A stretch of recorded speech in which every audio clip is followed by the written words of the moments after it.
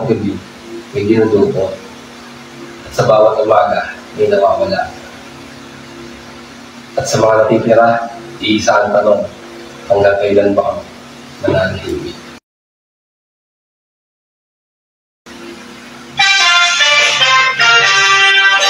Yo, what's up everyone? Welcome to the Real Talk Rights. No cap, all facts.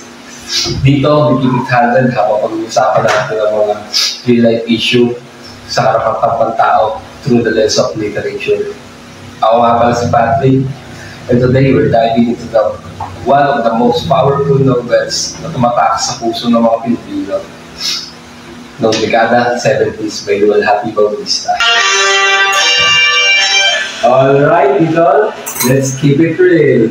Para sa mga nanonood na mga podcast natin dyan, or Gen Z, o mga students pa lang, bakit nga ba relevant na pag-usapan natin ang human rights through literature? Like, bakit hindi lang history books or news? Napakagandang tanong nga, Patrick. Kasi literature is not just art. It's also a form of history and testimony. Through novels like Dekada 70, we don't just read facts and dates. We actually feel how ordinary families suffered under martial law. Parang mas nagiging personal, mas may impact, kasi nakikita natin yung struggles, fears, at hopes ng characters na very real sa mga Pilipino. Parang nandun tayo sa ulan, no? Marami sa amin ang natatakot. Ngunit, sa gitna ng takot, may mga bulong na masasabi nga hindi pwedeng laging ganito. May hangganan na pananahimik. Grabe, ang bigat ng line na yun, Char. Ikaw, bilang reader at isang youth there, paano siya nag-reflect or tumatama sa'yo? Honestly, para siyang wake-up call. Hindi lang siya kwento, it was real life of thousand Pilipino naman. Parang sinasampal ka ng realidad.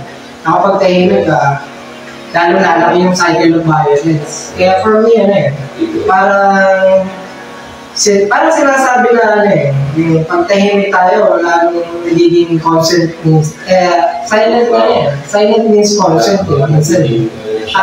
At yun yung nakakatakot sa totoo. Exactly.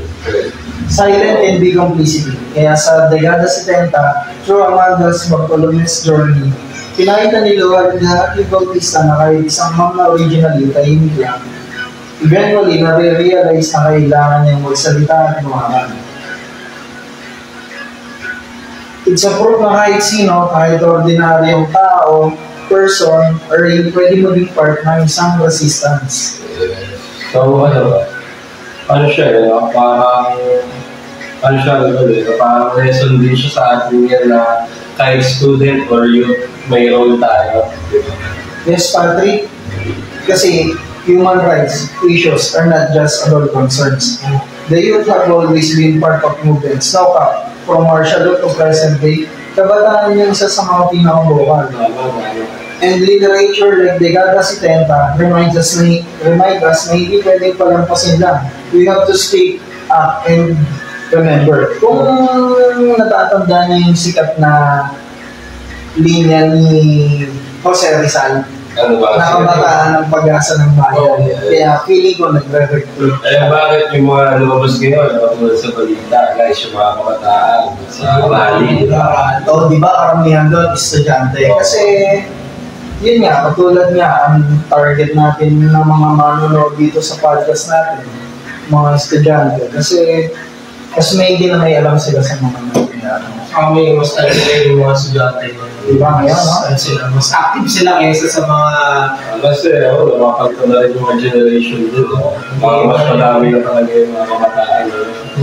Totoo, kung hindi natin pag-uusapan yung history, re-repeat lang. Kaya mas relate tayo ngayon.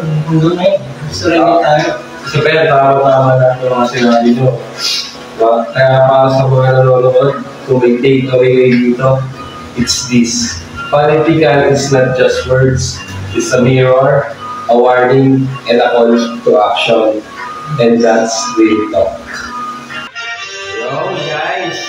Naman tayo sa next ano natin, may isa akong tanong sa'yo, Christian. Kung ano ba, yung mga pinag-usapan natin ngayon, kung i-connect natin siya sa kasalukuyan, relevant pa rin ba ang dekada 70 ngayon? Or parang history lesson na lang siya na kailangan natin tandaan? Sino ba yan? Ano yun? Parang honesty, yun eh. Parang sobrang lilipad pa rin. Kasi kahit ilang dekada na lumipas, nandiyan pa rin yung mga issue ng extra yung mga pagpapakalay. Yung red tagging. Para sa mga manood natin, guys, ano nga ba yung red tagging? Kasi makikita ko na yan sa social media. Yun, magandang katanungan naman yung battery. Red tagging, isa siyang term na ginagamit sa Pilipinas na tumutukoy sa pagbansag o pagtako sa isang tao, grupo bilang bahagi ng komunista, terorista, o building mga kaliwa. So, example na natin, halimbawa, yung mga aktivista. Yan. NPA, yan. Example ng mga tagging ng mga yan. Meron pa din form of abuse. Parang parang sinasabi talaga ng nobela na be vigilant. Huwag natin hayaang maulit ang kasi kapag nahimik tayo, yung history, pag umulit, nakakatakot pa rin. Baka hindi tayo magsasalita. Tama kayong dalawa dyan. At kung titignan nga natin, di ba, mas may platform yung mga kabataan ngayon, katulad ng Twitter, TikTok, YouTube. Tsaka itong podcast na ginagawa natin. Noon kasi, ang panindigan gaya ng dekada 70, ang naging boses ng resistance, pero ngayon, ang daming paraan para mamugmula. The message is the same. Gamitin natin ang art, literature, at media para magturo at magmula. Kasi pag hindi, baka mawalan tayo ng karapatan bago pa natin ma-realize ang lahat ng nagawin natin. So, guys, parang ganito siya, no? Literature is not just about telling stories. It's about telling truths.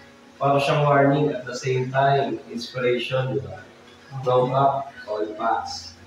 Legit, reminder din siya na pagtahimik minsan parang approval lang yung pagtahimik ka. Kaya dapat, lalo na tayo mga yun, we need to speak up. Kahit na sa simpleng paraan.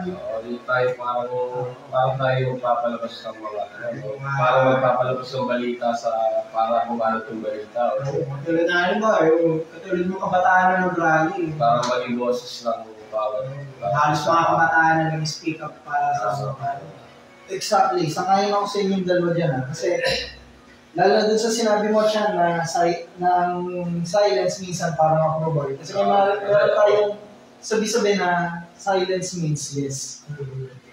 Kaya, at tandaan natin, dekada 70 was resistant to remember. And challenge ngayon, paano natin siya dadalhin sa present context para maging tool or for awareness and change.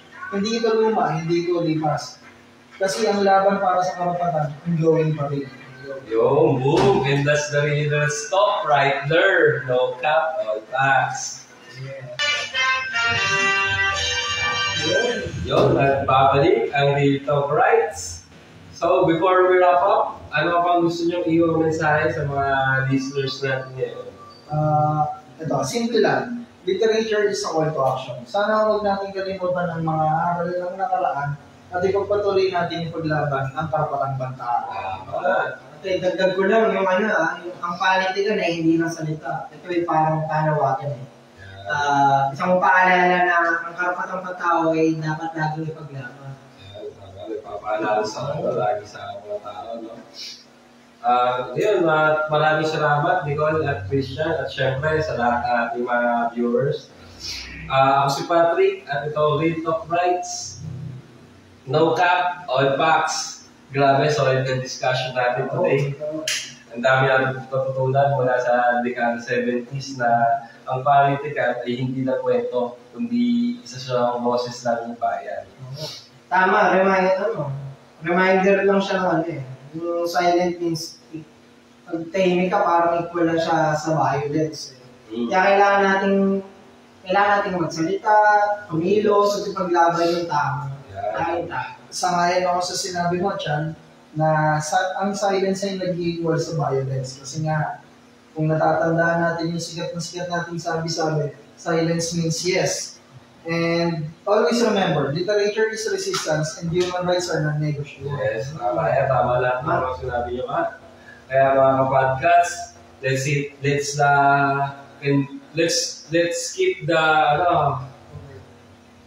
ulit. Doon na lang, sa akin na lang. Alright, guys. Tama lahat ng mga sinabi niyo. Kaya mga kapodcast, let's keep the conversation alive. Don't just read, reflect, speak, and act. This has been Real Talk Rights, No Cap, All Facts. Ako si Patrick, at kasama ko si... Ako nga pala si Christian, at ako naman si Nick. Keep it real, keeping it right. Nice, guys. Tama lahat ng mga sinabi niyo. Kaya mga kapodcast, let's keep the conversation alive. Don't just read, reflect, speak up, and act.